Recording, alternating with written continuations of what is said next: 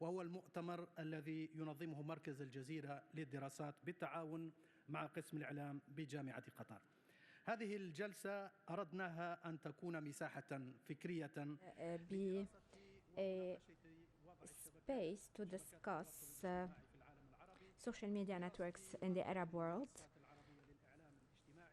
So this session will be to discuss social media networks in the Arab world and how globalization of the medium and the distinctiveness or the globalization of the medium and the distinctiveness of the context. How these networks could promote human rights and rights of users. We have among the speakers Mr. Nasser Eddin Layadi, who is joining us via Zoom. Also, we have Mr. Yamin Budhan. He is present with us here. And Mr. Mu'tasim Mustafa, he's here with us, and Dr. Hisham Akubash, Dr. Hamdi present with us. We will start with the paper of Professor Nasreddin Layadi on social media and public spheres in the Arab world, thesis and antithesis for reflection and research. Mr. Layadi is a professor of higher education at the Faculty of Information and Communication at the University of Algiers. He taught at several Gulf universities, taking various positions both within and outside universities, served as the chairman of the Scientific Council at the Institute of Information and Communication Sciences at the University of Algiers, and an information communication advisor to the Algerian presidency. He has 17 publications on media and communication and has translated 7 books from French to Arabic, including Sociologie de la communication des médias, Sociology of communication and media.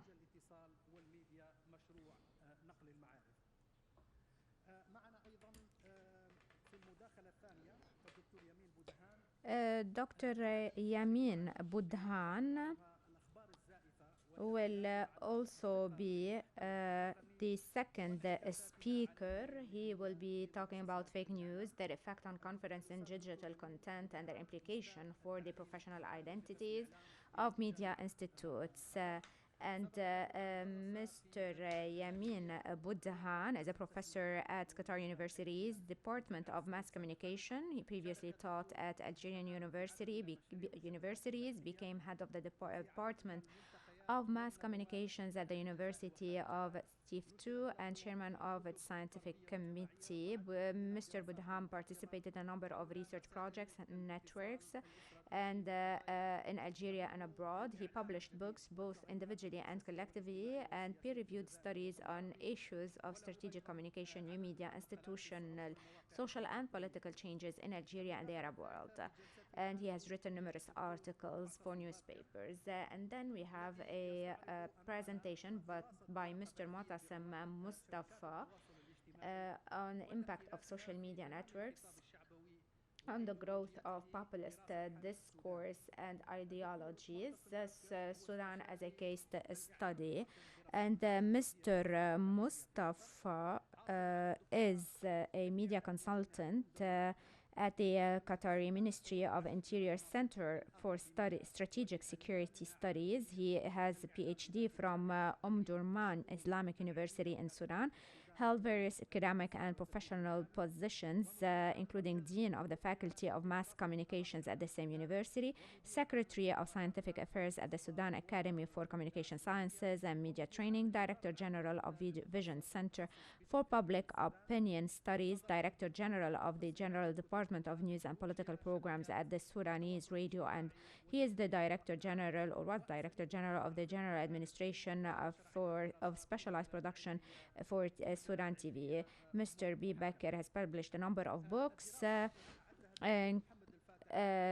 including Ideology of Social Media Networks and the Formation of Public Opinion, followed by A third presentation by Muhammad Al-Farah Hamdi and Hisham Boubash and Fatiha Zammoush, the use of social media platforms and its relationship to ideological polarization in the Arab region and Meta. Mr. Hamidi is an assistant professor of mass communications at Qatar University, obtained a PhD from the University of Algiers, supervised the curricula of mass communication courses that provided training courses in communication skills and media content analysis.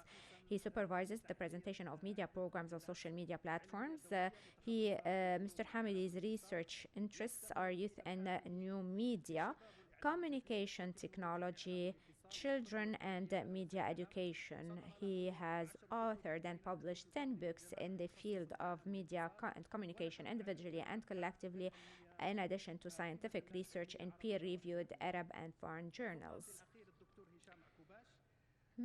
Dr. Hisham Akubash is a professor of mass communications at Qatar University. He has extensive teaching experience. He served as chairman of the mass communications department at Serif University in Algeria, where he was also a member of the scientific committee for several years.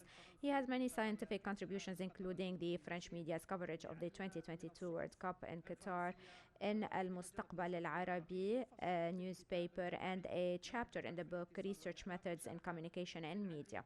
He participated in many international and national conferences.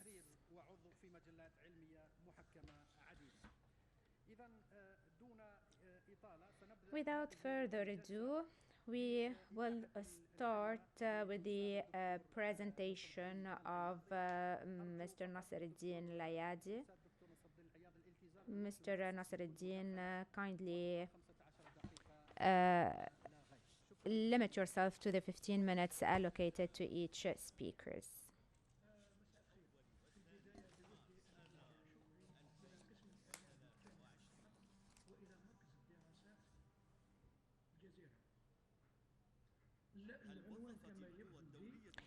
We apologize for not being able to hear the speaker well, as the video is running in the background as well.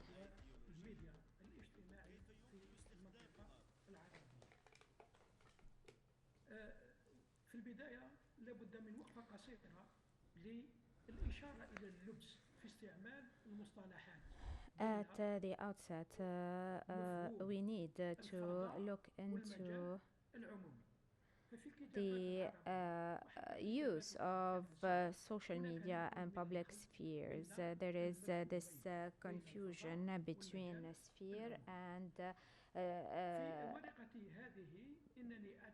or between space and public sphere. And here in my paper, I'm talking about public spheres rather than space,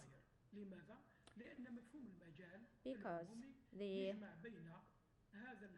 concept of public sphere encompasses the physical and symbolic presence between online and offline. And this is important since some publications do not make the distinction between this physical presence online and offline.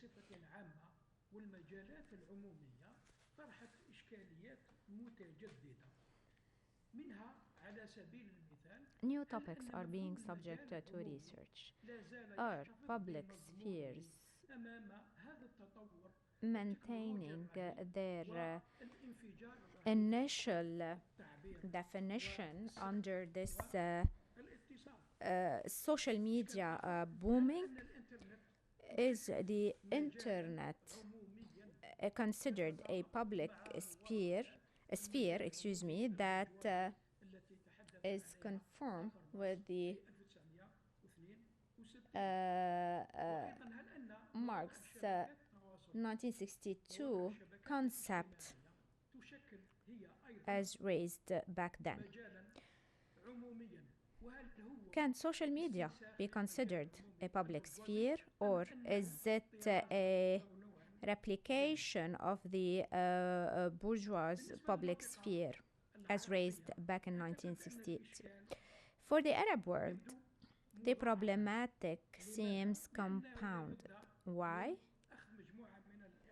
It's due to the several considerations to take into account when talking about public spheres in the Arab world. We need to take into consideration the diverse characteristics within countries and between Arab countries and Western countries. And given the specificities of each Arab population and the use of social media in the Arab world. Young people in Manama or Riyadh, for instance, has its own purposes which differ than the use of social media in Casablanca in the Kingdom of Morocco, for instance.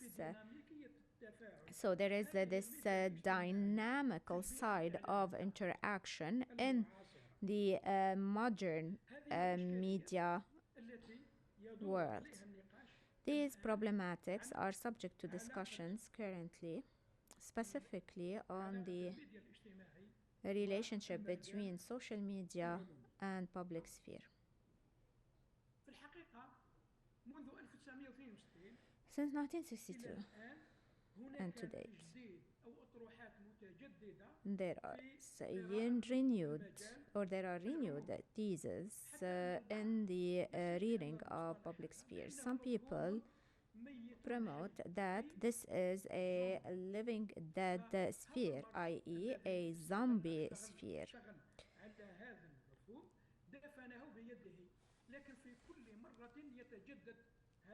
However, this concept is renewed. It's taking different shapes given the new communication means, the different interactions, and the feelings and emotions that come into play, and the mental interaction that comes into play. Number of justifications are presented to justify the fact that public spheres have become a zombie.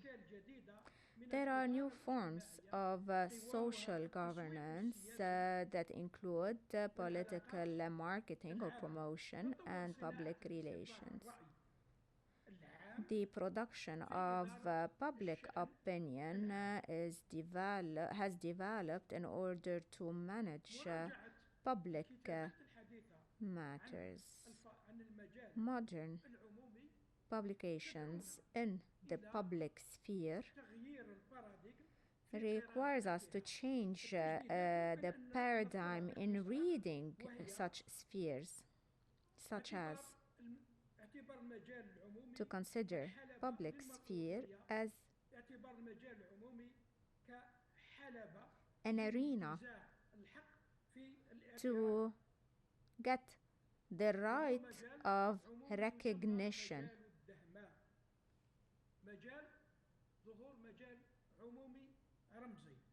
which is a symbolic public sphere in comparison to a digital public sphere. So these new types of the public sphere are based on modern studies and research material that have been explored. There are three directions to discuss this concept. Marx launched this new public sphere in comparison to the 1962 concept of the bourgeoisie public sphere, which is what media outlets did in the 50s, and then TV channels in the 90s, and today with the internet. A number of Arab researchers have also confirmed this vision. So they took this concept as a ready-made one and just confirmed its presence. Another direction is to, or was to, look into the public sphere in the Arab world specifically, saying that it is this public sphere is not existent due to the lack of public human rights, specifically highlighting the situation in Tunisia during the Ben Ali mandate. So this is a modern reading in the Arab world, where the public sphere is seen as an arena for change, or an arena to obtain recognition, or consider it a populist sphere, or what is called the Dahma public sphere, based on the modern and recent studies that were undertaken in Cairo in 2011. All these theses have their own bases and justifications. Allow me to raise some indicators that say the public sphere exists. One see this considers that social media platforms consider or create a public sphere, as they are open to subscribers sharing videos, narratives, posts, and the different narratives that are being uploaded through different devices.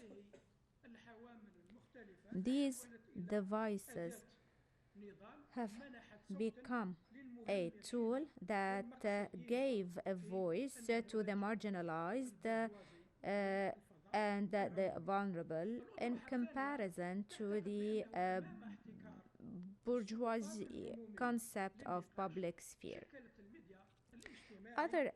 Another thesis considered that public spheres through social media are a platform to exchange opinions and thought, and open debates on issues of public matters, and therefore took over the formal speech or discourse.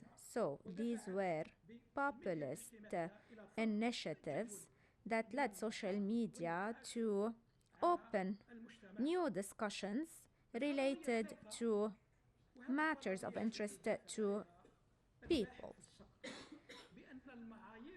Asaqaf, the researcher, discussed that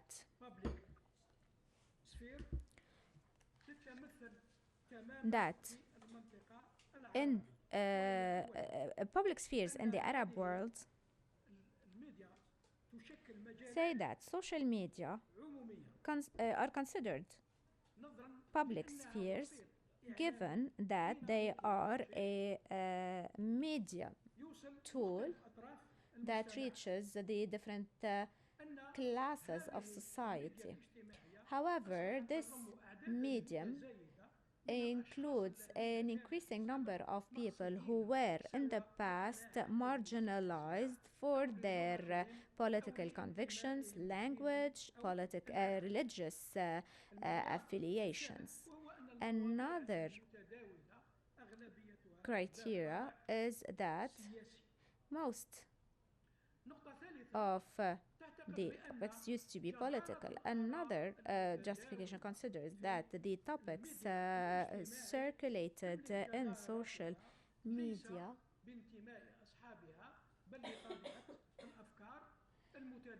gain popularity not due to the affiliation of the users themselves that post them, but rather because they are topics of interest. Social media is open to all the categories or classes within a society. However, there is a reproduction of social, economic, and cultural disparities existing in the Arab world, and this is based on statistics that show the disparities in the use of the internet in the Arab world. Another thesis consider that true social media is a tool for freedom. However, it is also used for oppression and to dilute discussions. And this is what we notice on several social media platforms in relation to attempts that try to void the political debate from its meaning, especially that the Arab world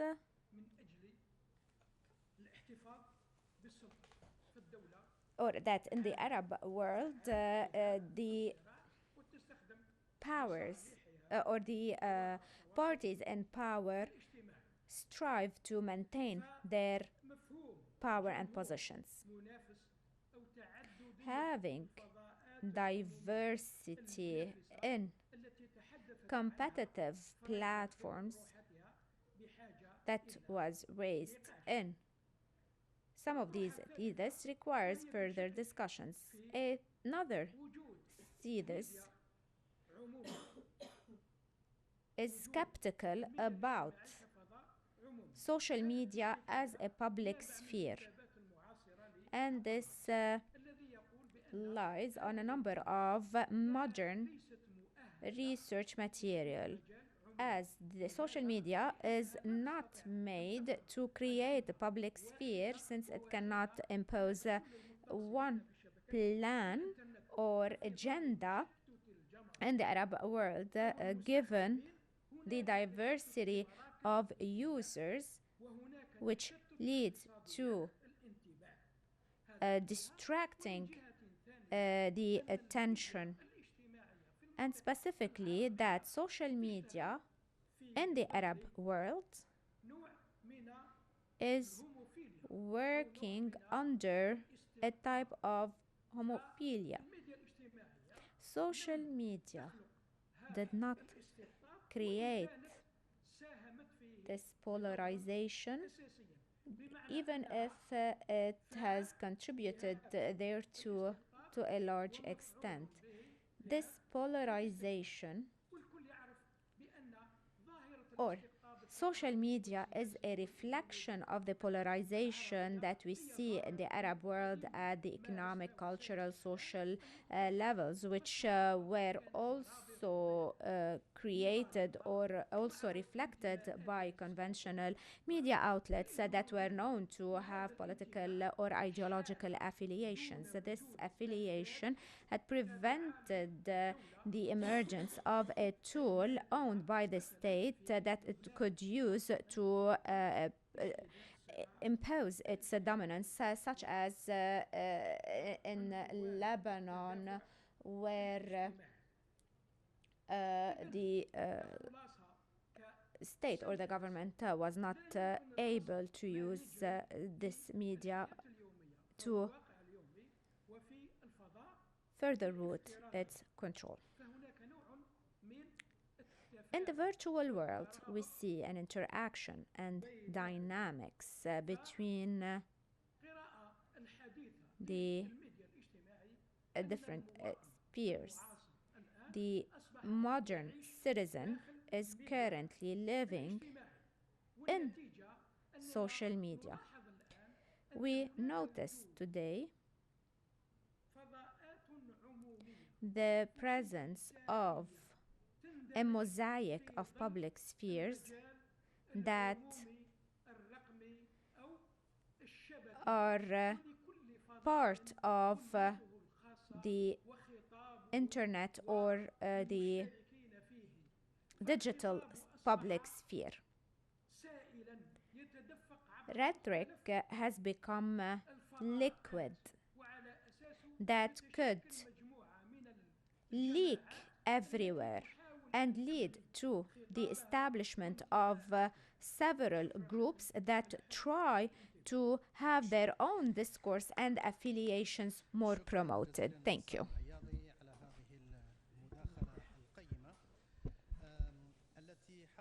So thank you for this very precious intervention where the doctor clarified some key principles regarding the public space, noting that there are specificities to be taken into consideration to analyze social media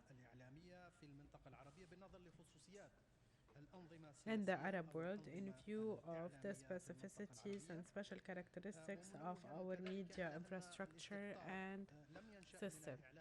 He said polarization wasn't born from the new media, it was present in the conventional media. He said that there is an interaction between reality and the content of new media. He spoke about new spaces that are integrated into the media space, or new voids actually. Without further ado, we will now move to the next speaker, Dr. Yamin Boudan, who will speak about fake news, their effect on confidence in digital content, and their implications for the professional identities of media institutes.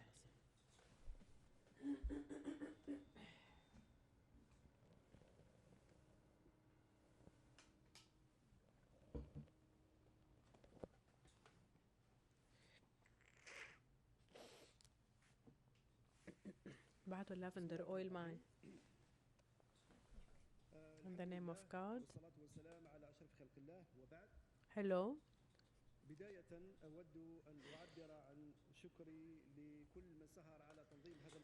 I thank the organizers, our colleagues from the media department and the different committees.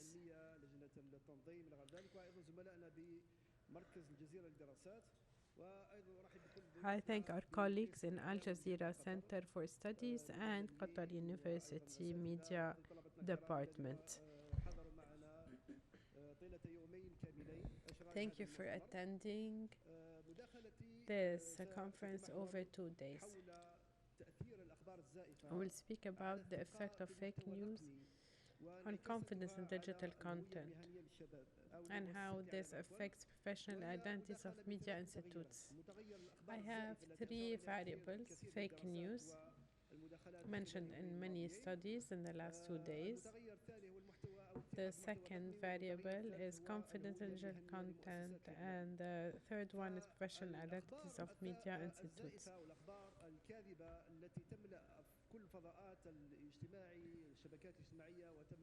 Fake news all over social media,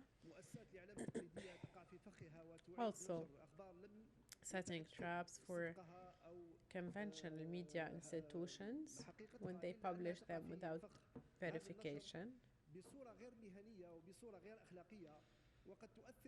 are spread in an unprofessional, unethical manner, and it undermines the credibility and reputation of the outlets that repost them or reproduce them.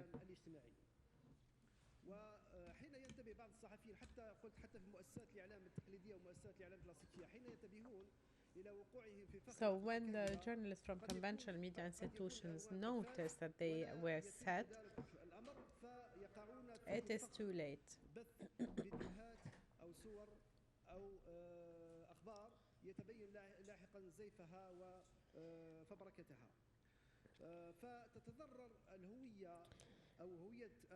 So it is too late because the identity of the professional institution is compromised. When the image of the institution is undermined, they lose their confidence, the confidence of their audience.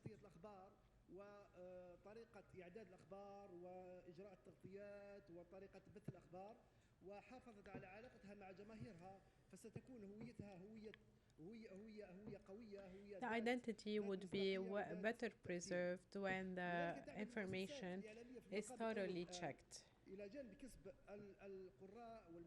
So, media institutions always try to gain more followers, more spectators, and work on anchoring a strong and professional identity.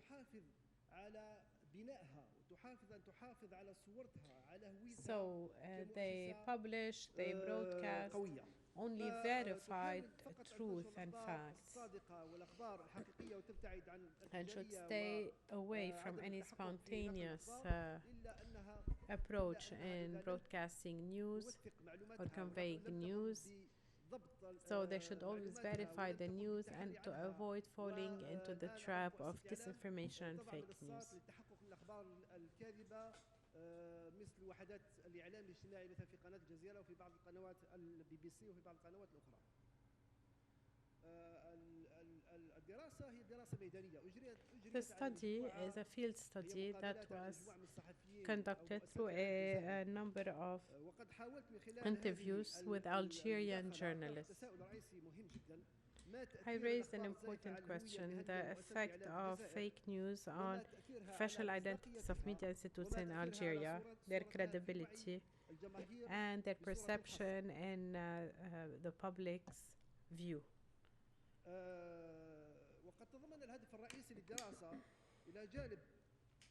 The main aim of this study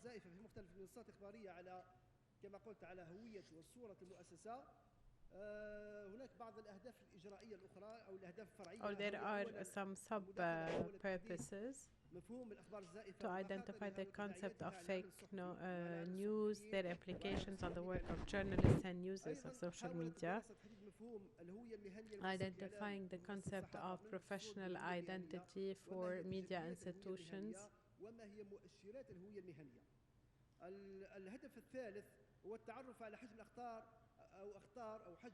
Identifying the scope of effect of fake news on the professional identities of media institutes in Algeria, how they affect the credibility of the news, and identifying the challenges before media institutes to preserve their professional identities.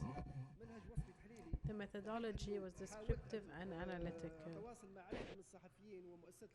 I communicated with more than 50 samples, or actually I communicated with journalists, reporters, and media institutions in Algeria, more than 50 samples.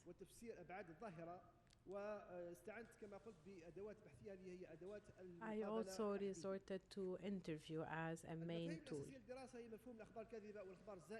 The main concepts are fake news, fabricated news, published on purpose to fool others, to deceive the reader, follower, spectator, viewer, to have them believe the fake news and doubt the real news. What is the professional identity? It is the intellectual and mental representations that allow individuals to feel that they belong to a profession. And procedurally, it has to do with how professional journalists introduce themselves in terms of the type and nature of their roles, their work, like an answer to the question, who am I? So it's a mixture of social identity, membership in the professionals association, personal identity, etc. بغرض التأكد من قلت من التأكد من وجهات نظر الصحفيين الجزائريين قمت بإعداد مقابلات مع أكثر من 50 جهة. I had interviews with more than 50 journalists in Algeria. The journalism space is very big, or sphere is very big in Algeria. You have a lot of digital newspapers, others that are hybrid, both in paper and digital, with an online هناك 5 presence. إذاعات وطنية وأخرى There's إذاعات 5 محلية public وإذاعات في radios, ولايات and the ولاية 45 الإذاعة. remaining إلى جانب إذاعات radio الموضوعات هي stations مثل are إذاعة local and الإذاعة others. الثقافية، إذاعة الشباب، إذاعة الجيل الأفهمي، إذاعة الموسيقى إلى غير ذلك. وأيضا تتوزع من حيث الملكية في إذاعات Also, وسائل in الإعلام terms of الحكومية their أي ملكية عمومية property للدولة، or ownership, وفي بعض وسائل الإعلام some ملكية are خاصة public owned, لمؤسسات مستقلة ذات ملكية others خاصة. are إذن private المفردات owned. التي تحصلت عليها أو العينة اللي حددتها في The أكثر من sample that I have 30 مفردة، identified تواصلت مع رؤساء تحرير، مع صحفيين، مع رؤساء أقسام، was through journalists, reporters, heads of department, editors-in-chief. قومها 50 عينة. من بين أهم الجرائد 50 samples, amongst the most important ones شروق, انفوسوار, سيتيفانفو, الجري فوكس, خبر, نصر, مسا, etc. متعددة من حيث الملكية كما قلت، ومتعددة من حيث الصدور. فيه جرائد ورقية فقط، وفيه جرائد ورقية ورقمية، وفيه مواقع إخبارية رقمية فقط.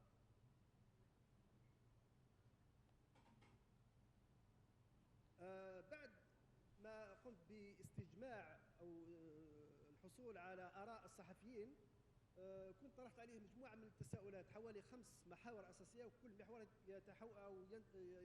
يتضمن 5 أسئلة أساسية للحصول على معلومات حول توجهات الصحفيين نحو كيف أثرت الشبكات الاجتماعية على الهوية الإعلامية للمؤسسات التي يشتغلون فيها، وكيف أثرت على بنية المؤسسة وطبيعة تعاملها مع الجماهير.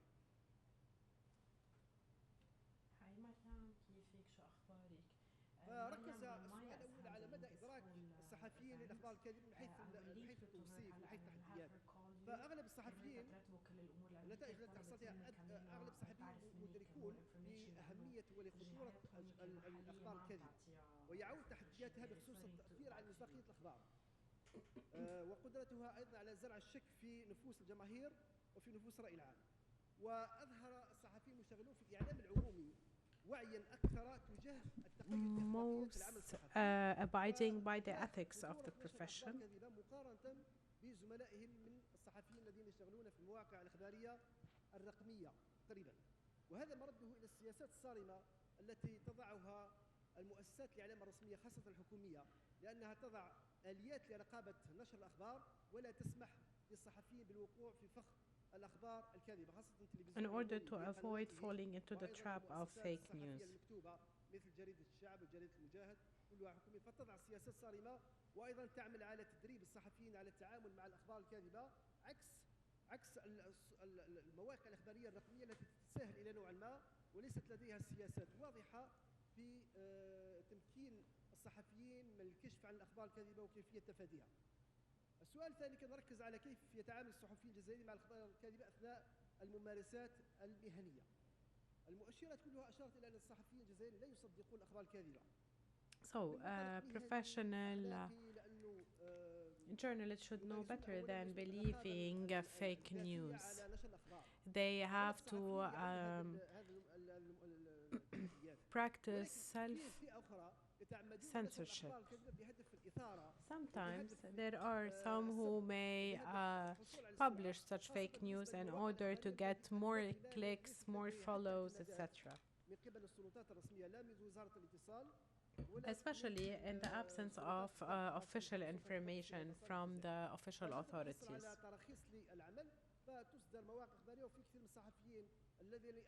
A lot of journalists don't have a professional belonging or don't feel that they have to abide by the ethical code of conduct.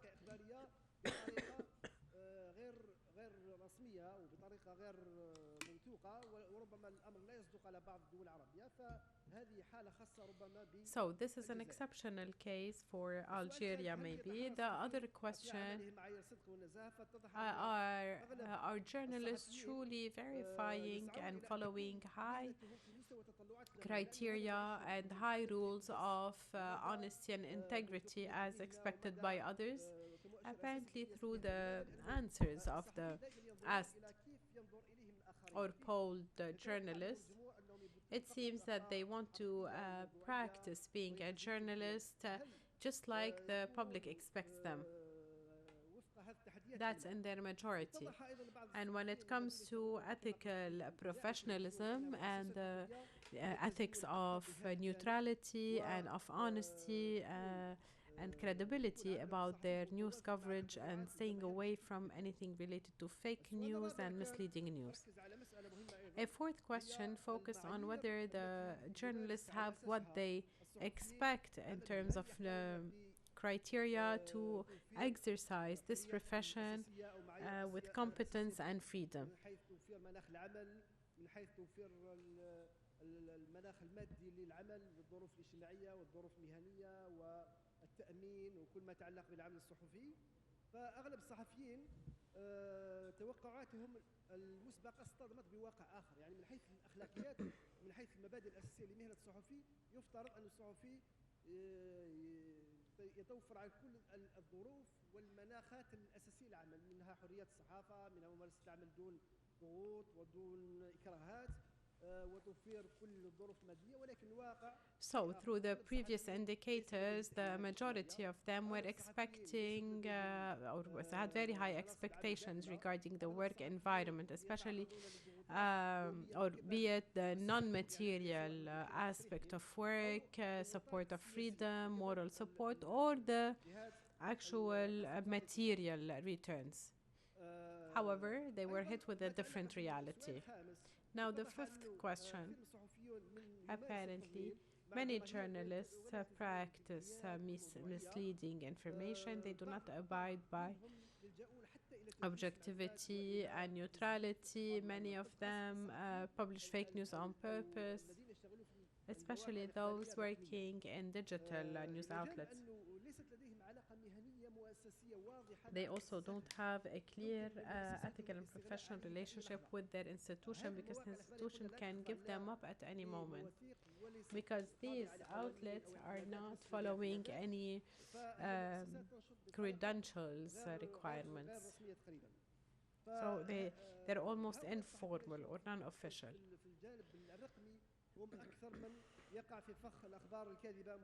So those journalists are the most vulnerable to those misleading or fake news.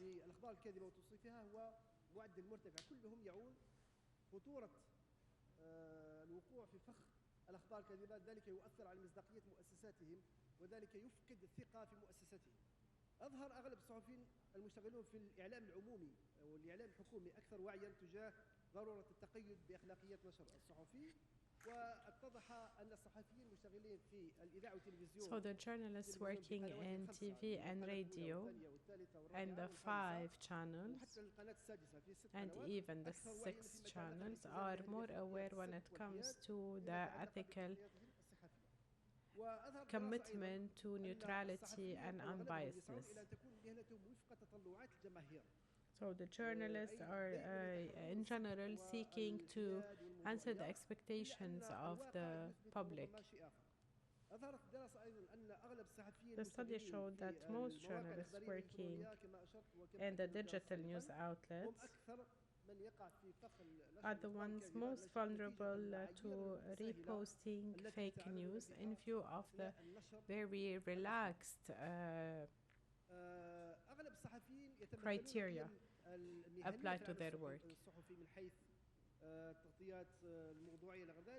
المبرر أن الصحفي يمتلك الحقائق وبإمكانه توجيه الجمهور للوقائع والأحداث، وهذا ما أثبتته نظرية أو افتراضات نظرية ترتيب الأولويات اللي كنت اعتمدت عليها كنظرية مفسرة للدراسة. So apparently through the study, a large number of those journalists live a functional or an employment conflict at the level of their identity between committing to integrity, principles of integrity and neutrality, and on the other hand, caving into publishing misleading information and being oriented and accepting the information being dictated on them.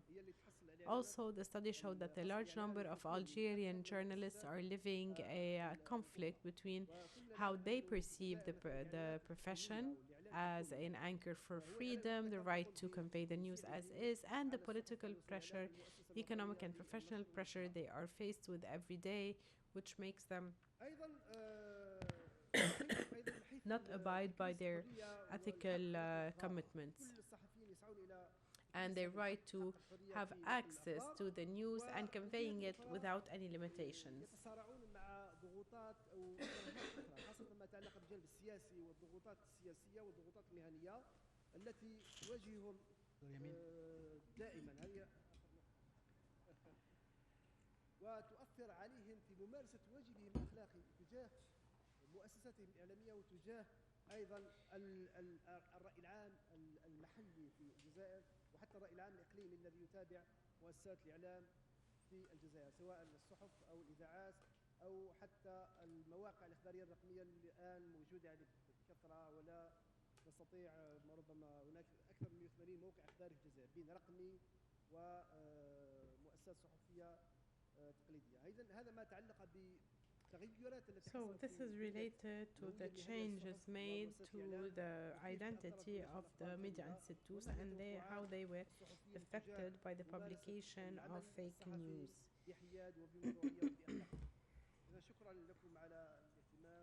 Thank you for your attendance. Thank you for this chance.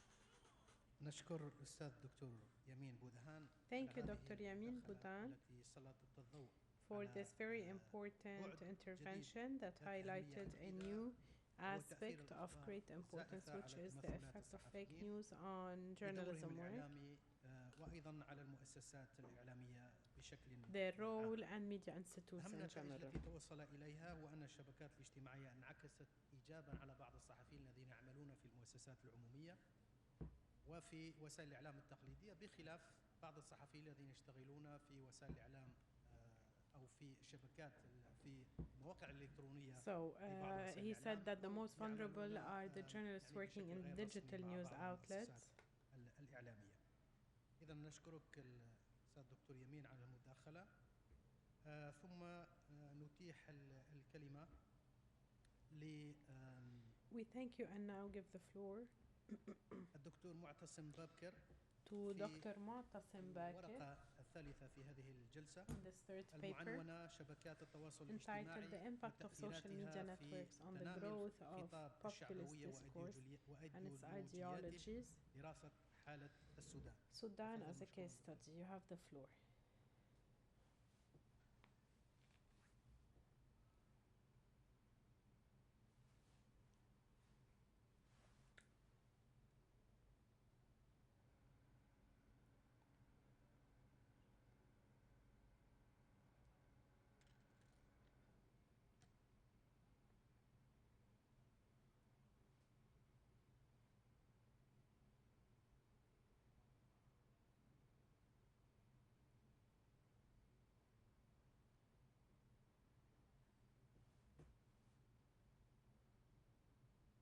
بسم الله الرحمن الرحيم والصلاة والسلام على أشرف الأنبياء والمرسلين سيدنا محمد وعلى آله وصحبه وسلم.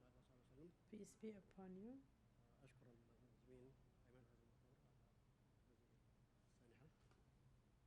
وأبدأ بأقول إنه السيد رئيس الجلسة مارس سلوكا شعبويا قدم فيه الأساتذة بالأبناء. We thank the President for of the conference and for allowing us this chance.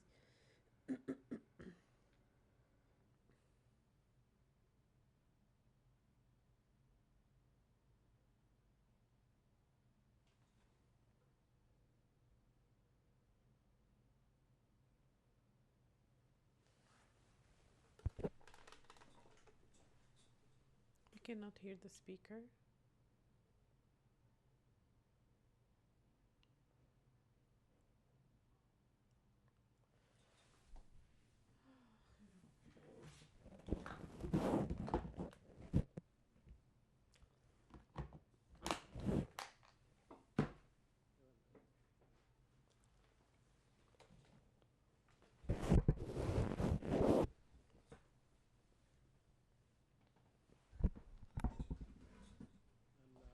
عنوان الدراسة والورقة شبكات التواصل الاجتماعي وتوظيف برنامج الخطاب الشعبي وأيديولوجياته.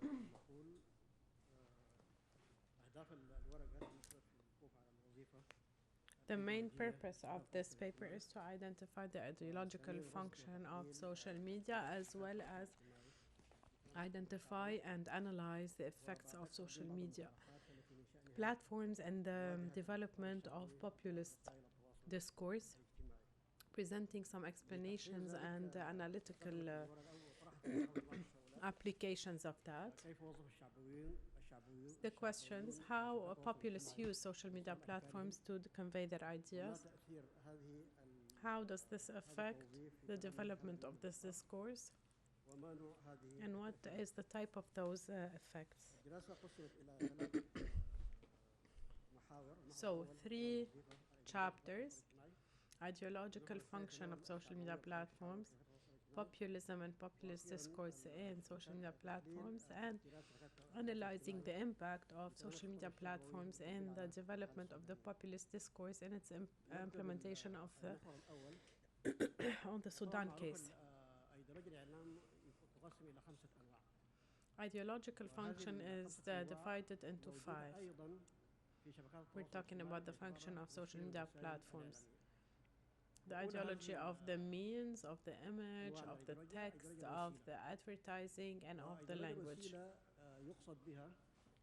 By the means or method, means giving power to the communications means to allow it to control the organization of the society.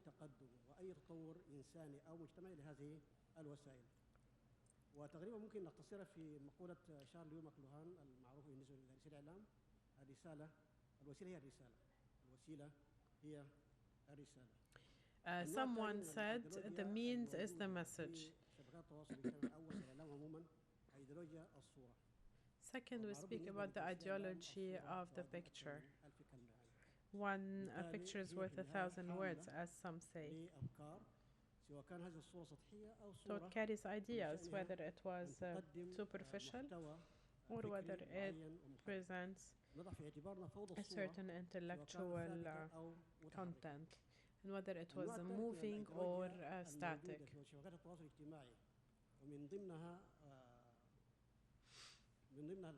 في الوسائل الإعلامية ومن ضمن شبكات التواصل الاجتماعي هو أيديولوجيا اللغة. The ideology of language is a number of linguistic beliefs that some communities use to express their ideas. It is a part of the ideology that exists in social media platforms. The 4th type is the ideology of the text. It's not only words and expressions. We mean by that the number of ideas and visions related to the values, legacies, traditions, if reflected in the text. The 5th type of ideology, which we also find in the conventional media, is advertising. So, in the well-known research, studies, and analysis of media experts, we're not talking about advertising a certain product or commodity. It's a whole industry by media institutions setting strategy to help build human beings and communities, to identify visions, ideas. So the big institutions work on spreading these ideas. If these 5 ideologies are what they are, how do social media platforms work towards making them a reality? There are 10 tactics adopted by social media platforms and 5 strategies.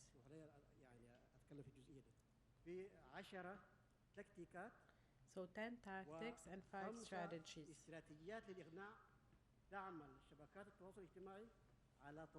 Of persuasion. So social media platforms try to use these means in order to convey certain ideas. Let's look at the tactics. Empowerment or enabling, direct attack, الهجوم preventive الجانبي، attack, side attack, الدبلوماسية، diplomacy, الانسحاب التكتيكي، tactical ويسمى withdrawal, إبراز والتركيز على الحاجة للتغيير. focusing on areas of change. تستخدمها This is وشبكات a التواصل number of الاجتماعي tactics social media platforms use ونشر أفكارها في المجتمعات. to spread their هذه ideas التكتيكات in the أنا ذكرت community. منها هي 10. I mentioned 10 بالنهاية tactics. تستخدم أساليب إقناعية They معينة use ومحددة specific للتأثير persuasive على means المجتمعات. in order to ما هي impact هذه societies. الاستراتيجيات الإقناعية؟ What are those الاستراتيجية الأولى strategies? استراتيجية First, الاستراتيجية الدينامية النفسية، الاستراتيجية الدينامية النفسية اللي هي مخاطبة العاطفة والوجدان. psychological strategy through عاطفي أكثر من emotions, عقلاني. through والاستراتيجية الثانية هي الاستراتيجية feelings. الثقافية الاجتماعية، مراعاة Second, عادات social, وتقاليد المجتمع socio-cultural من خلال strategy, أفكار معينة taking محددة into consideration هذا المجتمع. the traditions of والاستراتيجية الثالثة استراتيجية إنشاء المعاني، and the culture. يعني الاتيان بمعاني جديدة. The third one is bringing new meanings. ما يسمى بالتطهير، الكنس، التغيير وما إلى ذلك من بقية المعاني التي تعمل شبكات التواصل الاجتماعي على بثها ونشرها. Change of meaning الاستراتيجية or الرابعة concepts. The fourth strategy is related to ما يسمى بالحرمان النسبي، استراتيجية الحرمان النسبي. a relative deprivation اللي هو strategy. العمل على مخاطبة الجمهور المهمش. So speaking to the marginalized public, that at the end of the day, this speech is trying to نخلص إلى من هذه الاستراتيجيات ومن هذه التكتيكات impact. إلى ماذا تسعى الوظيفة الإيديولوجية لفقرات التواصل الاجتماعي؟ تسعى إلى إعادة تركيب الذهنية So الفكرية this is an attempt at reconstructing the intellectual and mental approach and bringing in new من كل concepts, التكتيكات ومن كل making use of all the tactics and means of creativity and innovation. ومخرجاتها، الوظيفة الإيديولوجية ومخرجاتها. هذه الوسائل بتقوم بهذه الأدوار. الدور الأول إثارة الرأي العام، والدور الثاني تثبيت تشتيت الرأي العام. الثالث First is to instigate public opinion. Second, to confuse public opinion. Also, the cyber political distortion, in addition to political marketing and the support of the eye. لشبكات التواصل الاجتماعي. طيب لما نجي للشعبوية والخطاب الشعبوي. Talking about populism and populist discourse. Populist discourse is not a new concept. ولكن مع شبكات التواصل الاجتماعي However, with the ظهرت من جديد. with social media and there is a new populist discourse that stems in this modern time, and it is noticed as part of combating political power and giving more praise to people. Populist discourse has its characteristics and principles. It is a misleading discourse. It is a simplistic and instigating discourse. These are among the characteristics of populist discourse. Social media played an important role in the growth, promotion and spread of populist discourse. Regarding my case study, why did I choose Sudan for this study? السودان جزء من أفريقيا، وأفريقيا عرفت الخطاب الشعبوي منذ فترة بعيدة. Populist discourse was part of the life in Sudan and in Africa until 2018. Populist discourse was more focused on foreign directions. During colonialism, or we have the colonialist period, and in 1973, the Ugandan and Zimbabwe populist discourse of the president back then until 2015 and 2018 during the events in African countries. In Sudan, unfortunately, is directed against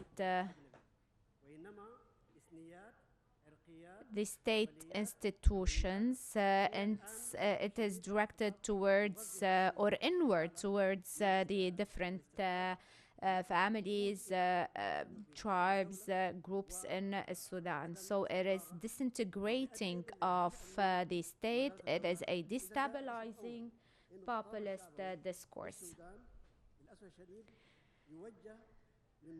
Again, it is a populist discourse instigating citizens against each other and tribes against each other.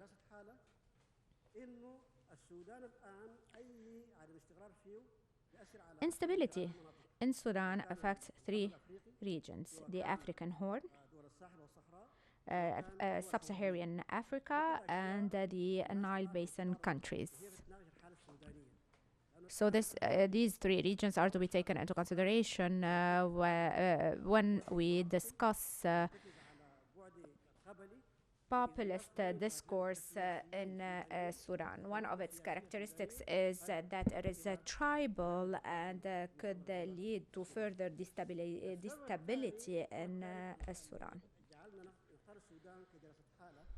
Another reason why choosing Sudan as a case study is the correlation between populist discourse and democracy. There is a counter role or impact of populist discourse. The more popular this discourse becomes, the least democratization would be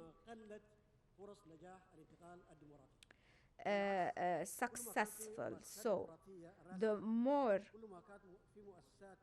there are robust democratic institutions, the lesser the populist discourse is. If we need to build this stability and the democratization of life in Sudan, we need to combat populist discourse. As part of my analysis, I looked into populism and the populist discourse on democratization and on combating populist discourse.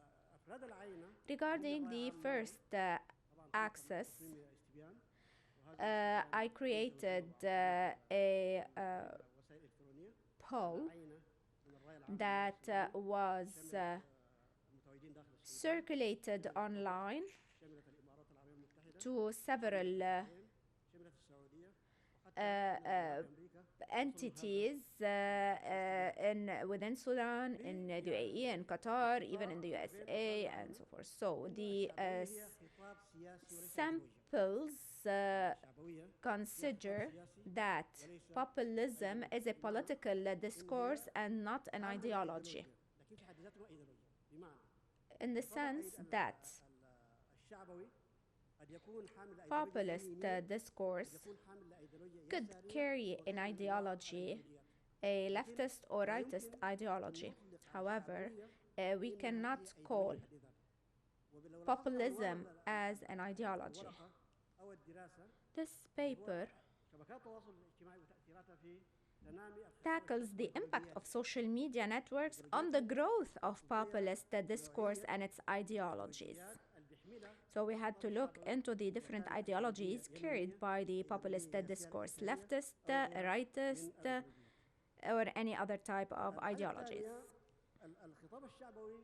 The second axis is that populist discourse as stated in the and highlighted in the sample, gains popularity when political elites and entities fail to address political, social, cultural, and economic issues. And this is very important as an observation. There is, in the absence of a national unified vision within political parties and elites in Sudan, this leads to further polarization of the public within Sudan and leads to the disintegration of Sudan as a state.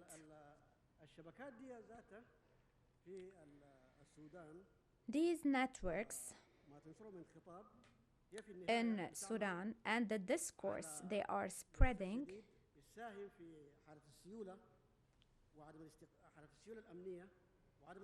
are leading to further insecurity and instability, and also furthering the void in the current public institutions in Sudan.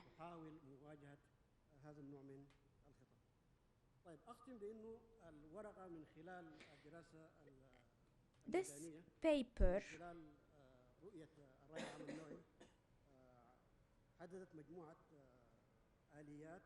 by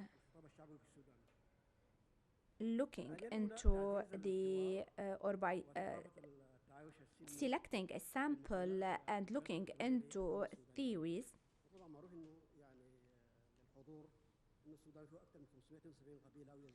lead us to the conclusions that I just mentioned. We know that there are different social components in Sudan, and therefore we need to promote dialogue and the culture of coexistence among the different social components of Sudan. We also need to expand education and to strengthen curriculum. And one might ask, what is the relation between literacy and social media? The elite or educated people, when they get an information through direct contact, through different means and even on social media, could share some posts or content that might affect people who are uneducated.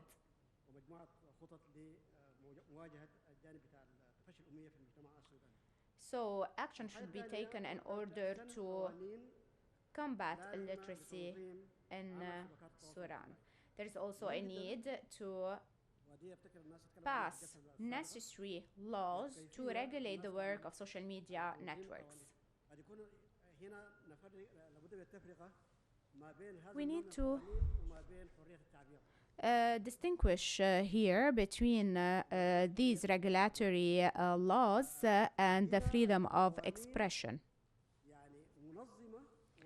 These are regulations or laws that govern the work of social media networks by combating fake news, disinformation, misleading information, hate speech, and xenophobia.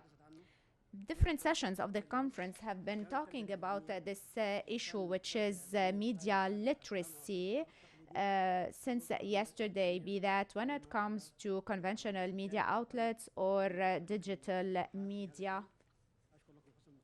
And with that, I come to the end of my presentation. Thank you for your attention.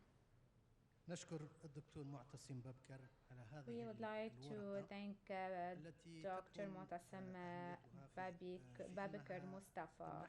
The significance of his paper is that it provides us with an analytical framework to understand polarization by taking into consideration several variables such as ideological positioning and tactics used by social media networks in order to conduct sufficient analysis to understand the various dimensions of this polarization.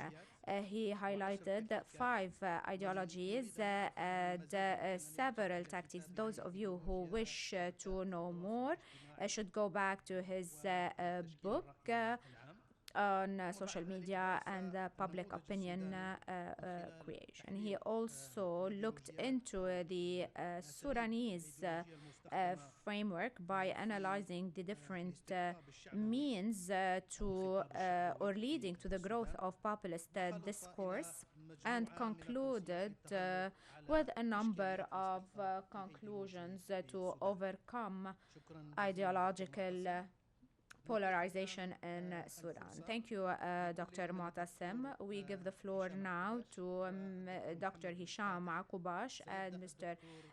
Muhammad Al-Fatih. We start with Dr. Hisham Akubash on the use of social media platforms and its relationship to ideological polarization in the Arab region. He will be giving a meta-analytical reading of a sample of previous studies. He will start with a 5-minute presentation before giving the floor to Dr. Al-Fatih to continue with the outcomes of this study. So we start with Dr. Hisham. Thank you, Mr. May the peace and blessings of God be upon you.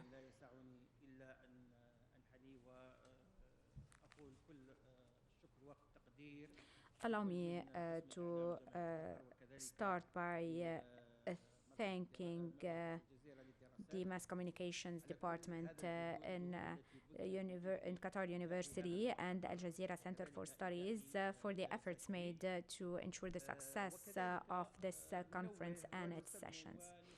We value and commend the topic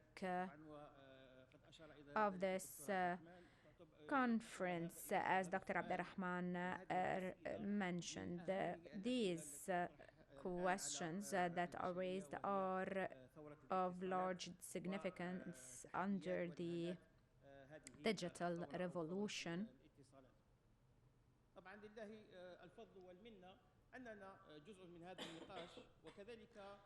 I'm very honored to be part of this discussion, and I would like to commend the input of the different speakers and people present in this conference when addressing social media networks and ideological polarization. Without further ado, let me start with my presentation entitled The Use of Social Media Platforms and Its Relationship to Ideological Polarization in the Arab Region, a meta-analytical reading of a sample of previous studies. This study was made by Muhammad Al-Fatih Hamidi, Dr. Hisham Akubash from Qatar University, and Dr. Fatiha Ezmamouche from the University of Tunisia. She took part in this presentation, however, she was not able to be with us here. The problematic raised by this study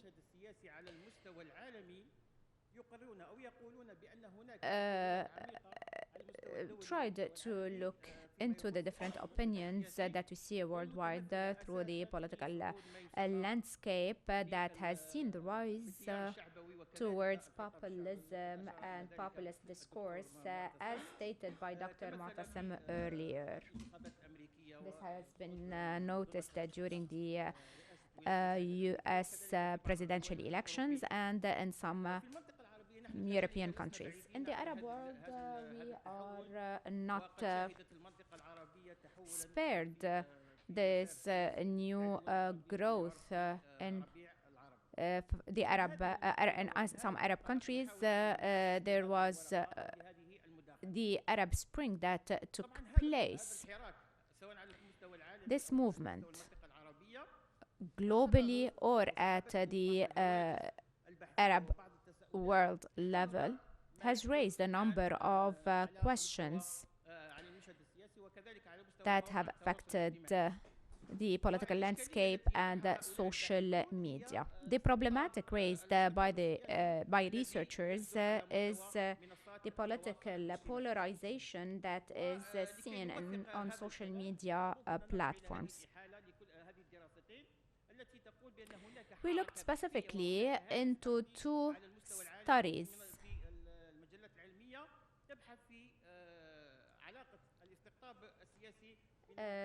And these studies look into polarization and social media networks. And therefore, in the Arab world, the question that begs itself, do we direct this movement in the Arab world? Do we have the same research concerns vis-a-vis social media networks and political polarization? As we have seen, since 2011 and the rise of Arab Spring, we started seeing this political polarization in the Arab world, and we have seen also participation or more interaction at or through social media platforms and the political movement. And this is what this study aimed to look into. The problematic in this study is to detect and analyze the different research research material that looked into the use of social media and its relation with political polarization. The first question addressed by this study is the nature of the different issues that were addressed in different papers and that are related to political polarization and social media, the different variables that were taken into consideration, and the theoretical comparisons that were dealt with. So again, regarding the aims of this study, we tried also to answer these questions that I mentioned just now. We tried to adopt a meta-analysis in an attempt to look into several studies that addressed any of the topics that I mentioned.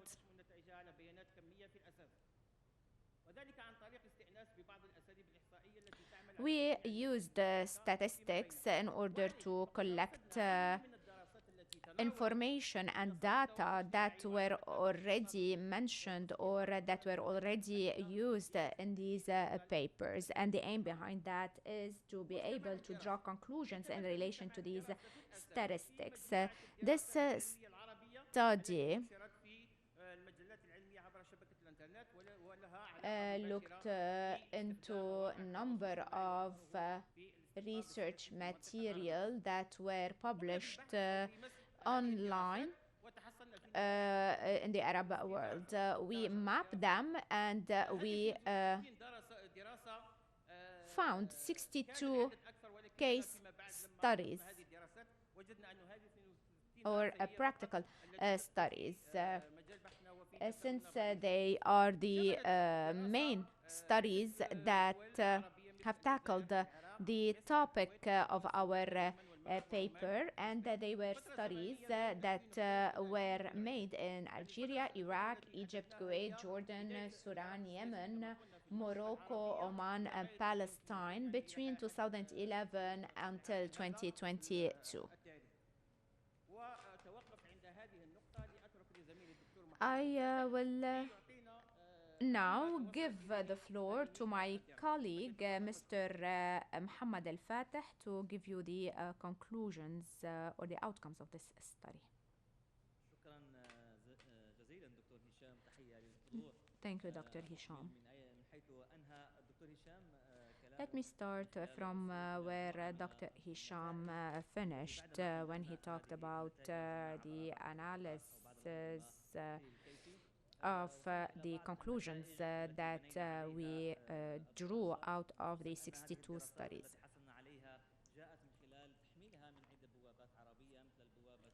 We downloaded these papers on different portals in Algeria, Iraq, and were published in many Arab magazines. Let me mention some of the conclusions of our study. The studies that we took into our paper, we noticed that scientific research that talk about political polarization are very few. And they used the descriptive analysis based on quantitative and interviews or opinion polls in different societies, specifically Egypt, which has conducted many such research, especially during the period of 2011-2022. A large number of these studies were, as we said, quantitative studies, and they tried to look into social media and political awareness and political participation. Most of these studies were quantitative. They were based on questionnaires and interviews or opinion polls, and tried to analyze the findings of these questionnaires and so forth. And they mainly took university students as the main sample that were polled. Regarding spatial or the spatial scope of this of these studies, we can notice that they were specifically in Algeria, Egypt, Tunisia during 2011 and 2022, given the events that these countries were going through.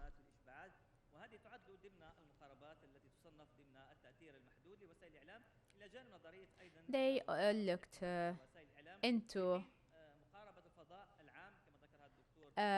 addressing theory in their analysis when addressing the issue of social media and the political landscape. Our analysis of these papers we noticed that these papers used social media networks and looked into its relation with the political polarization. And the reason behind that is due to the political situation in those countries. We also noticed that there is a clear relation with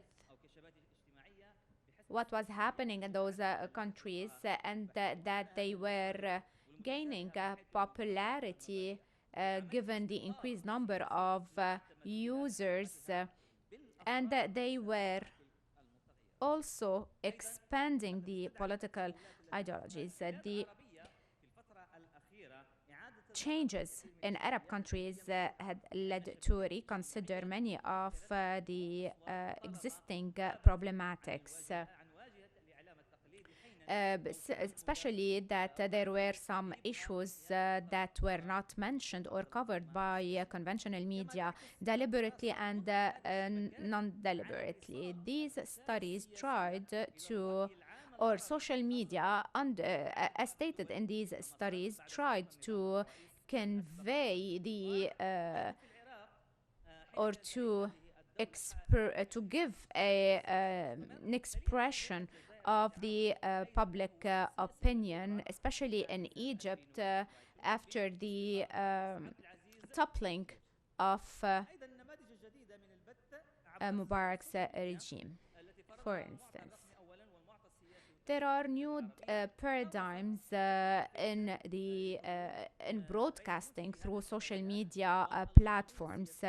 In addition to their content, the recipient thereof, and redistributed the roles among them. We can talk here about different roles and not one specific role that social media platforms play in terms of interaction with the people or political awareness, shaping public opinion, and also spreading different issues of public interest.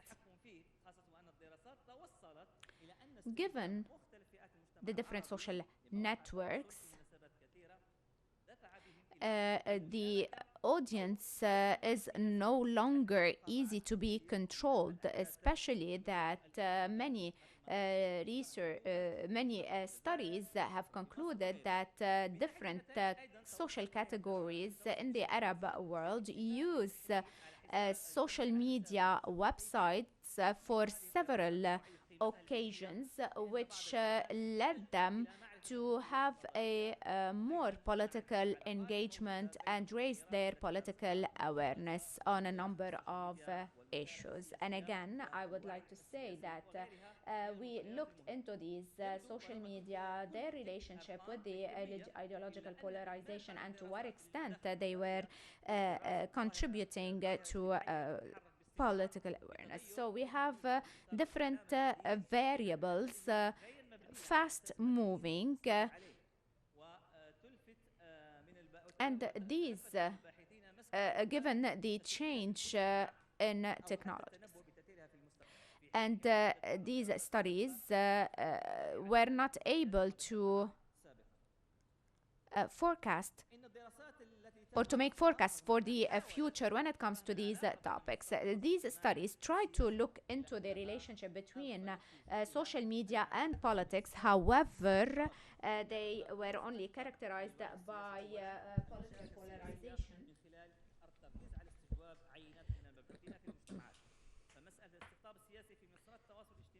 For example, the issue of political polarization on social media needs a deep and thorough analysis of political statements broadcast and conveyed through these different social media platforms. We said researchers didn't focus truly on approaching the public space and focused on the conventional approaches in their analysis. The door remains open before students and teachers of the media sector to look further into this.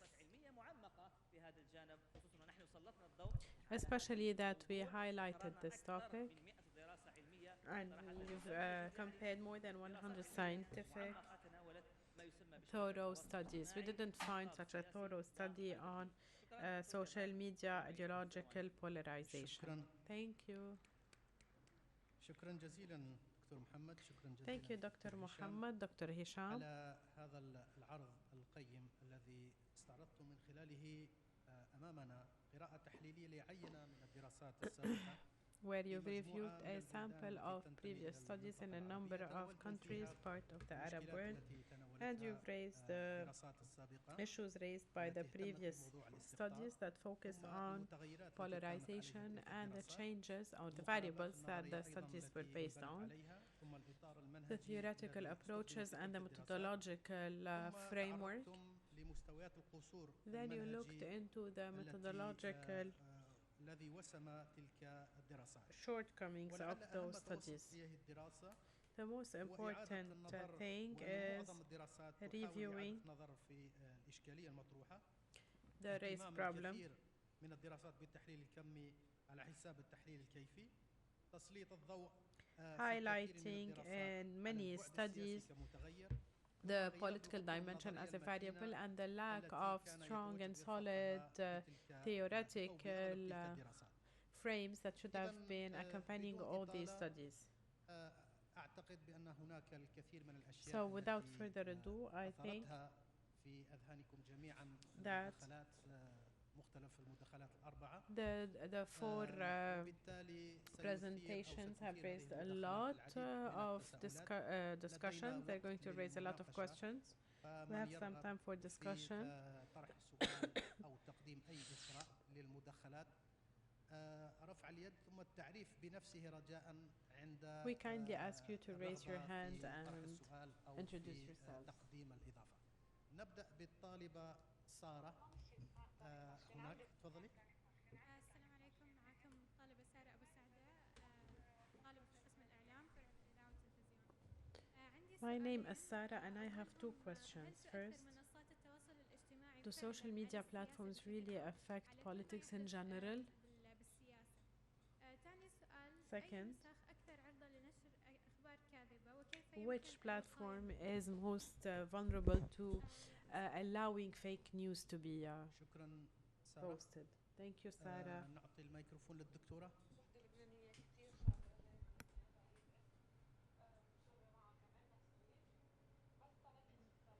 شكرا جزيلا الأستاذ الدكتور نصر الدين العياضي، الأستاذ دكتور معتصم بكر، الدكتور محمد الفاتح حامد وهشام عكوباش والدكتور يمين بودان. شكرا لكم جزيلا على هذه المداخلات البحثية القيمة. والحقيقة لي تعليقين الحقيقة للجميع المتحدثين إذا أمكن يعني التفاعل معهما كما ترون. التعليق الأول هو خاص ب يعني التداخل بين فكرة الأخبار، نشر الأخبار الكاذبة وأيضا الأجواء. So this interaction between posting disinformation الكراهية وما إلى ذلك، وعلاقة هذا بفكرة الترند. يعني عندما يكون هناك خبر ما وليكن مثلا زلزال في تركيا أو في غيرها، بيكون في توجه جماعي من الناس كلها، الجمهور كله عاوز يعرف ماذا حدث. هناك من يستغل هذه الفرصة ليكتب عناوين لها علاقة بالموضوع ويتضح بعد ذلك أن هذه أخبار غير صحيحة، ولكن لأن هذا يؤدي لمزيد من الأرباح المادية فالموضوع يتصاعد رغبة في يعني زي ما بنقول التماشي مع الترند أو اللحاق به. يقودنا هذا إلى موضوع آخر هو So this leads us to another topic, which is the lack of ethical standards. نقول مرجعية أخلاقية دولية لتداول المعلومات أو حوكمة استخدام وسائل التواصل الاجتماعي. يعني لا يوجد شيء مثل ذلك حتى الآن، وأعتقد أنه الموضوع هيكون صعب. I think this is going to be very difficult because until now governance of conventional media institutions still raises a lot of problems, so let alone digital media governance. So I think that getting there at a global level is very difficult, but trying to adopt it at the national level is going to be even more practical.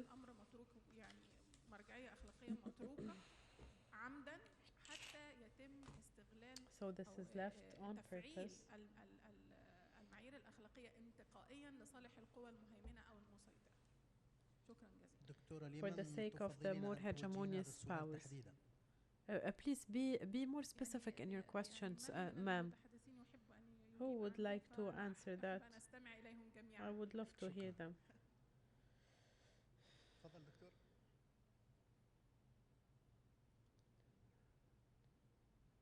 طيب بسم الله الرحمن الرحيم.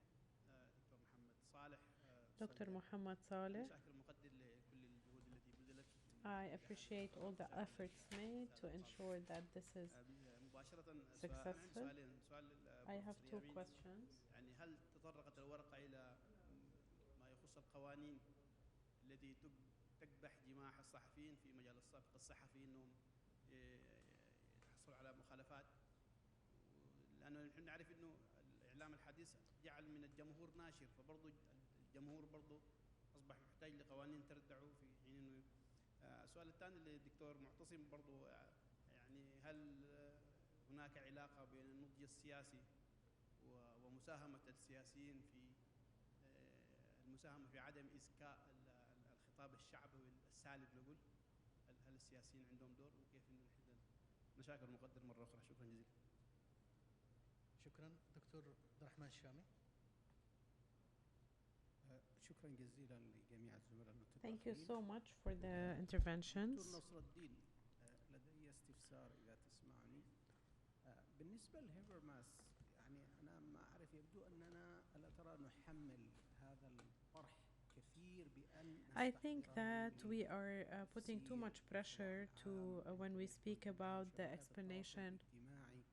هيفرماس لما وضع المفهوم هذا كان يتحدث في سياق مختلف، لكن أنا أتساءل، نحن ربما لم نجد المداخل. I wonder, maybe we didn't find the right theoretical entrances to deal theoretically with this technological dilemma. شبكات التواصل الاجتماعي فقط مجرد تساؤل. دكتور معتصم، دكتور معتصم, شيق ومهم، لكن ما هو المحدد الذي يقول بأن I'd like to know what says that the discourse of social media platforms can be judged as populist. What is the procedural definition of populist discourse? Social media reflects all categories of the community, the extremists, radicals, the populists, the elitists. What did you rely on to say that this is something that has official authorities behind it?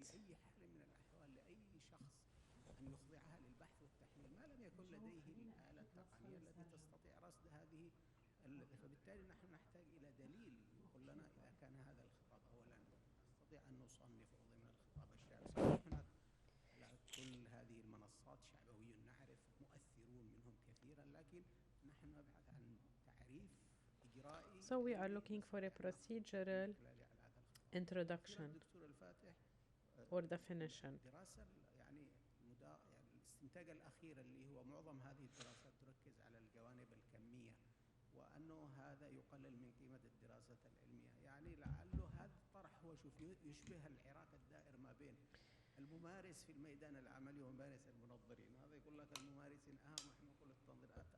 الموضوع في تصوري هو تكاملي.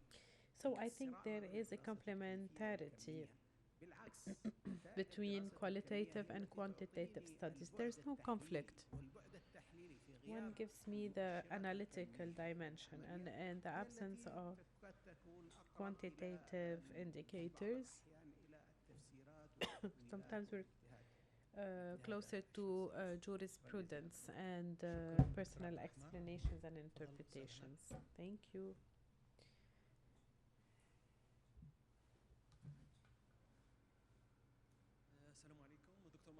Peace be upon you, from the International Relations Department in Qatar University. We thank all the speakers. My question is to Dr. Yamin Boudin. You spoke about fake news, how it affects confidence in digital content. We spoke about fake news becoming a weapon in the fourth generation war, which prepares for the war, which makes the battle happen internally. In your opinion, if we look at Algeria and the case of digital media initiatives, if we may call them so, should we start talking about digital safety and cyber security for the content? When we speak about the Foreign Affairs Department in the US, the Ministry of Foreign Affairs here started cyber national team for digital verification.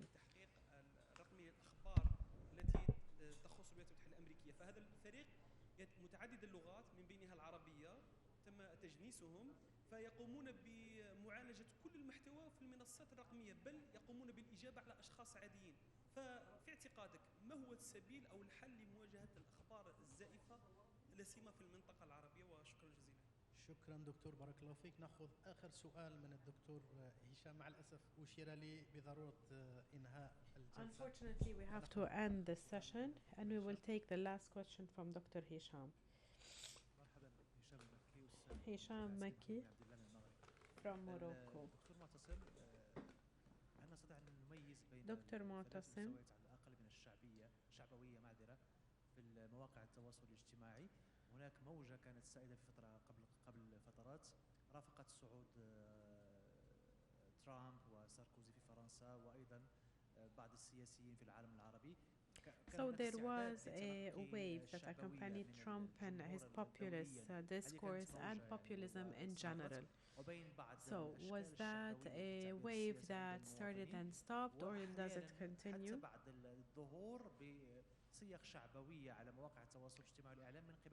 Even when manifesting through populist manifestations, some politicians cannot even help or cannot attract any base. The question to Dr. Yamin Boudan, fake news, we may suffocate that in three phases. First, the production of fake news. What are the motivations that make some journalists deal with this product while competing with the non or informal? أنا أريد أن أتحدث عن تضييق أو إبطاء حركية انتشار الأخبار الزائفة. So I'd like to talk about slowing down the spread of fake news on the digital social media platforms. This is related to the users. بين علاقته الشخصية بالشخص الذي يرسل إليه محتوى معين ومدى مصداقية ذلك الخبر. فحينما يرسل لي صديقي الخبر أشاركه بشكل تلقائي. يمكن الحد من هذه العملية بشكل كبير في إطار ما قدمته في مداخلتي قبل ذلك من خلال مثلا إضافة بعض الإعدادات التقنية. For example, we can add some technical specifications or requirements before participation, like put a personal responsibility on the person adding it, posting it. شكرا جزيلا دكتور هشام. إذا استثناء نعطي زميلنا الدكتور من الشؤون الدولية آخر سؤال لنختتم هذه الجلسة بعد ردود الزملاء إن شاء الله. شكرا جزيلا دكتور كمال.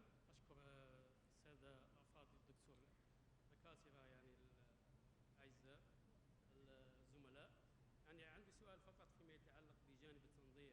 يعني الزملاء لاحظت أن هناك يعني نوع من الجدل النظري حول تفسير ظاهرة الاستقطاب الإيديولوجي. يعني أنا عندي نظرة، أنا قد أبدو متطفلا لأني أنتمي إلى قسم الشؤون الدولية ولا أنتمي إلى الإعلام والاتصال، ولكن رغم ذلك فأقول فهل هذا الجدل يعني يعود إلى قصور نظري؟ My question is, this controversy is due to the lack of theories?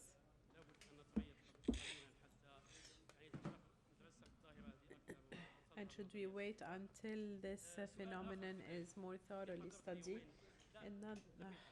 لم أحضر كثيرا، بس يعني ممكن اليوم نشوف يعني حديث حول الاستقطاب وحول الكراهية. Today there was talk about polarization, hate speech, populism. كلمة حول الذباب الإلكتروني والدور في هذا، الخوارزميات، يعني الأمور التقنية هذه ما هو دورها في هذا الشيء؟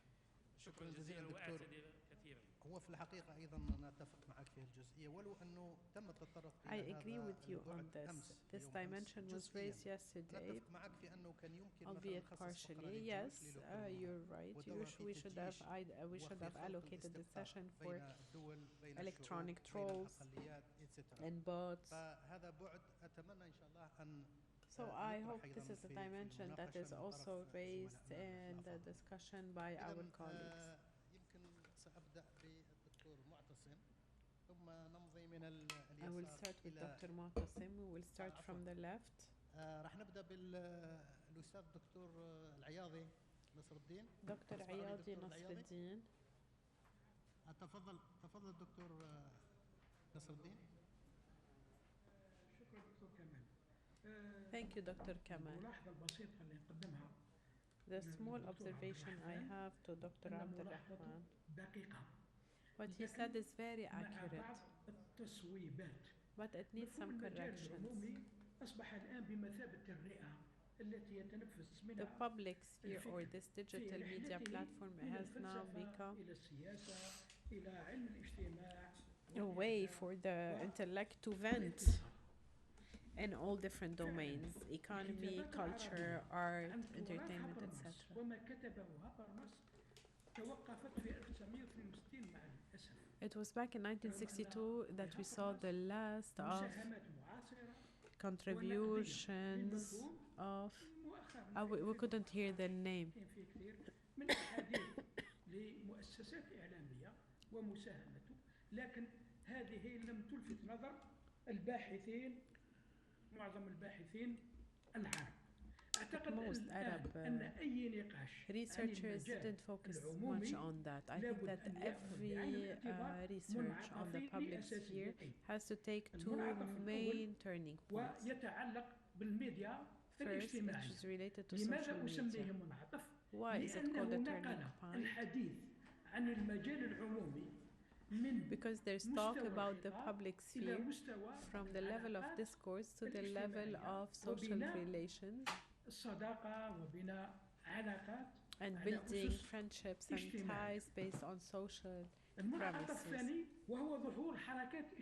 The second part is the emergence of social movements in this current millennium, which differ from the social movements that emerged last century. The difference lies in the fact that they are decentralized, non-ideological, they are more populist. So this turning point made the discussion about the public sphere move from the discourse to the political sphere and the daily practices. I hope this is thoroughly researched. As mentioned by Dr. Abdurrahman, عن ممارستنا وعن واقعنا السياسي والإعلامي. لو سمحتوا لي فقط نوع من التطفل على مسألة الأخبار الكاذبة أو الملفقة أو الفيك نيوز. يبدو لي بأن هناك نوع من التهويل للأخبار وربطها بمواقع التواصل الاجتماعي. Regarding fake news and how fake news are linked to the social media platforms. Why does this happen? We've noticed during half a century that one source is relied upon usually for news, which are official sources. Now there is a work for a variety of sources. So we have given the citizen the ability to believe everything they see on social media platforms because they were accustomed to credibility from the official media institutions. And until now, those official media institutions are still very few. And they haven't worked on establishing mechanisms other than broadcasting the news, not to verify the news.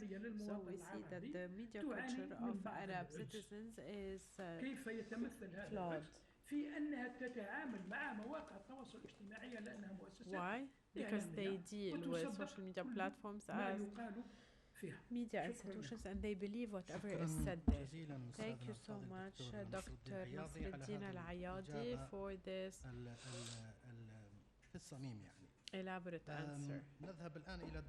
Straight to the point. We go now to Dr. Mu'tasim.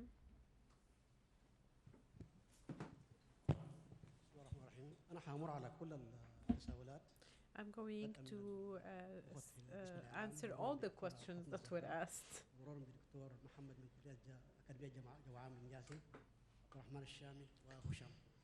طيب بالنسبة هل الإعلام بيأثر في السياسة ووسائل التواصل الاجتماعي؟ معروف بالنسبة لدراسي الإعلام إنه في ثلاثة أنواع من social media platform. There are three types of effect. Cognitive كل الوسائل is one of الإعلامية them. قد تؤدي ما يسمى بالتأثير المعرفي. أما التأثير في المواقع الاتجاهات أو التأثير في السلوك تتدخل فيهم Now, مجموعة as for the effect on the behavior, it includes a number of economic, political, social, cultural, and intellectual التأثير في المواطن الاتجاهات effects. بيأتي مرحلة ثانية. This comes وهذه as a المرحلة second الثانية phase. And the قد second phase نقف عندها دون أن يحدث تأثير سلوكي. بمعنى may not have a الآن behavioral إنسان effect.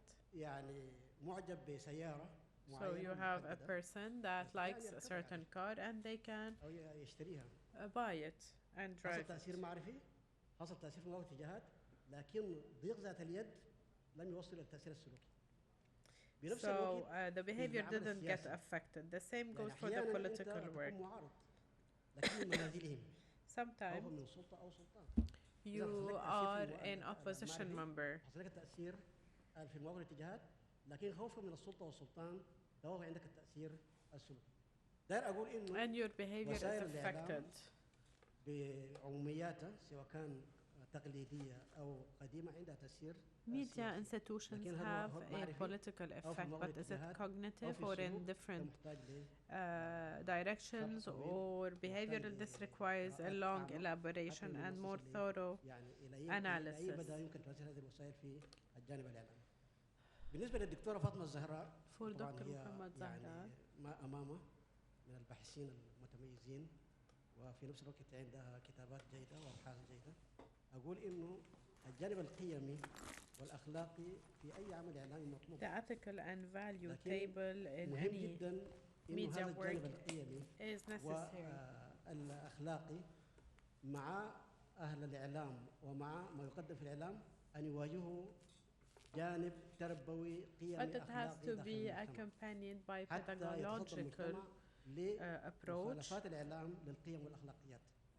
لأنه أحيانا قد الإعلام قد يأتي بمعلومة، قد يأتي بجانب قيمي، may ولكن bring هذه in القيم قد لا information تتجانس and مع values, but المجتمع they أو may قيم not أو be in أخلاقيات. line إذا with الجانب the التربوي values of the من الأسرة community. مرورا بالمجتمع، مرورا بالتربية الإعلامية، يمكن أن يتصدى إلى تجاوزات الإعلام في الجانب القيمي والأخلاقي. So this would help التشريعات أيوة regulate مهمة، the work of لكن social زي ما media and ذكر media in الإخوة، general. الآن في المواطن هو أصبح إعلامي وأصبح Today يبث citizens معلومات are ويبث journalists, are ولكن media people, تأتي they الحكمة في الجانب broadcast القيمي news. والأخلاقي في التربية والسلوك من الأسرة وإلى وكالات التنشئة الاجتماعية وما إلى ذلك. دي كلها موجودة. بالنسبة للدكتور محمد To answer Dr. من أكاديمية Muhammad جوان بن جاسم from للدراسات Joan Ben الدفاعية، Jassim يعني Defense هي القضية Academy. بتاعت إنه يكون عندنا نخبة سياسية. المهم يكون عندنا مشروع وطني What's متكامل important متفق is عليه. to have a كل الديمقراطيات comprehensive الآن national بتحكم عن طريق مؤسسات وليس program عن or طريق project. حكومات. يعني Today مثلا we see that ليس بالضرورة institutions أن are working and يأتي not رئيس governments. أو يفوت رئيس.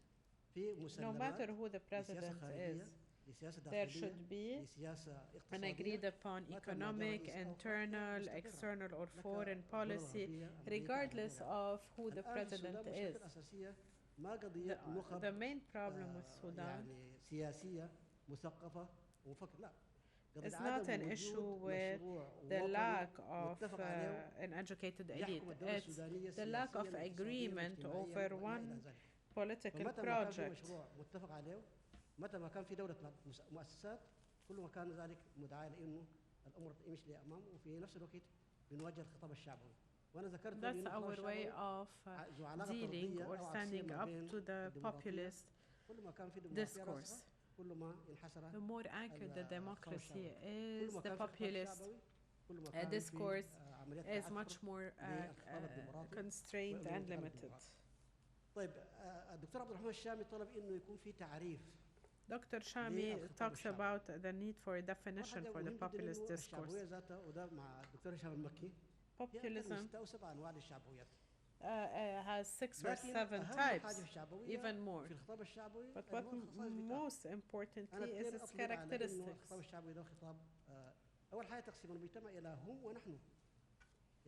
First, it divides the community. في وسائل التواصل الاجتماعي تقسيم للمجتمع، في ناس بيفتكروا انه هم عندهم الأحقية وعندهم الصلاحية. There are people who think that they have the right to talk about the nation, the society. الحاجة الثانية تمجيد الشعب، يعني الخطاب الشعبي دائما بيمجد الشعب، لكن لاحظ لما يكون الخطاب تضليلي But whenever we have وفي نفس a الوقت خطاب simplistic يعني يسعى إلى الكراهية، discourse خلال that المسلمات foments hate, يعني تصل إلى ما يسمى بإن في وجود لخطاب شعبوي then you معين. can talk لكن about populism. طالما أساسا هي الشعبوية كحالة من الدراسات الإنسانية والمصطلحات الإنسانية على مفترق طرق، وصعب جدا تجد تعريف متكامل ومتوازن يتفق عليه الجميع، نفس الشيء موجود في الشعبوية.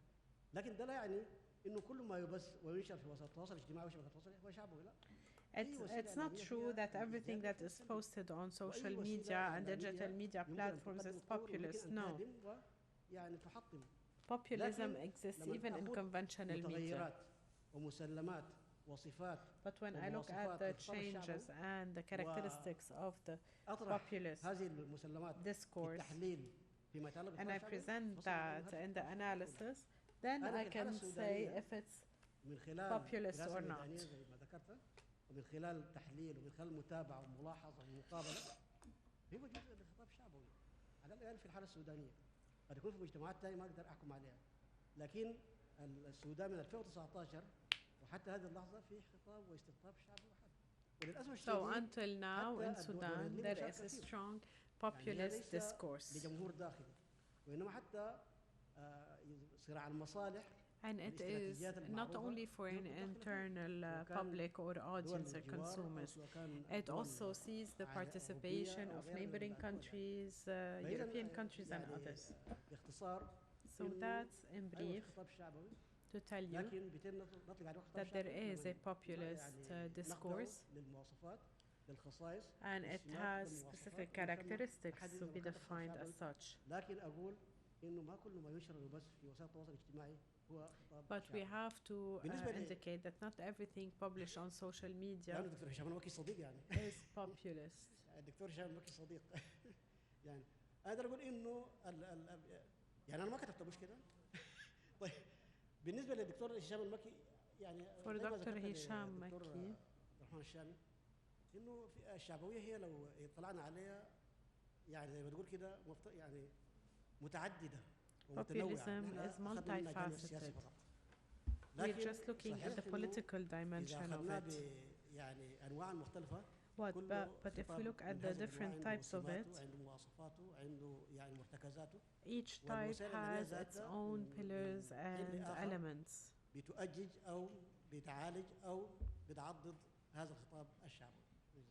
Thank you. شكرا جزيلا دكتور معتصم. أنا متأكد من أن الدكتور معتصم في الورقة البحثية أكيد بأنه وضع تعريفا نظريا للمفهوم وتعريفا إجرائيا. I believe that إذا نمر إلى Dr. Nasser provided several definitions.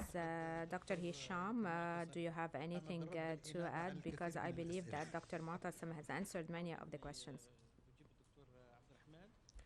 I would like to answer Dr. Abdurrahman when he talked about the different qualitative and quantitative studies and conflict between them. We didn't look into a comparison between quantitative and qualitative ones to see which of them is more dominating. However, we looked into the different methodological aspects undertaken by these studies, and we noticed that they are mostly quantitative. We did not say that we were favoring one type over the other. However, in our study, we considered that when it comes to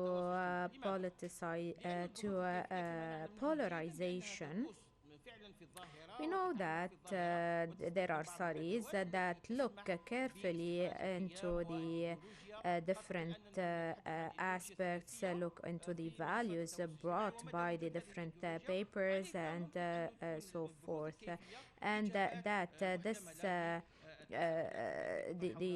these studies could look into social media and the relationship with the مع أننا تجاوزنا يعني their relationship to idealization or polarization, excuse me. We have a number of studies that try to become more, that try to be mixed studies in order to guarantee better conclusions that cannot be achieved through quantitative studies. بسم الله الرحمن الرحيم. في اعتقادي أنه يجب الآن التفكير في We can think now of new mechanisms that would also take into consideration individual attempts or initiatives to combat fake news. In the case of Algeria and in relation to the control of digital press, legislations don't or lack the type of legislations or text that could provide thorough control of digital media. The news that could lead to hate speech and that is found on social media, they are and whenever there are violations, here they are, or the penal code is applied. There we don't have a law that is dedicated to digital media or digital realm. A well-known journalist in Algeria published a column and based on which he was arrested and subjected to investigations. When we talk about misleading, about instigation, about creating tensions among people and so forth, controlling such content, for instance, requires having institutions that would be in charge of detecting these violations and both the ethical and the legislative frameworks have to be working hand in hand. We give the floor now to Mr. Mohammed Al-Fatih. I have a comment on what Dr. Al-Habib said regarding his input. Definitely, we looked into the different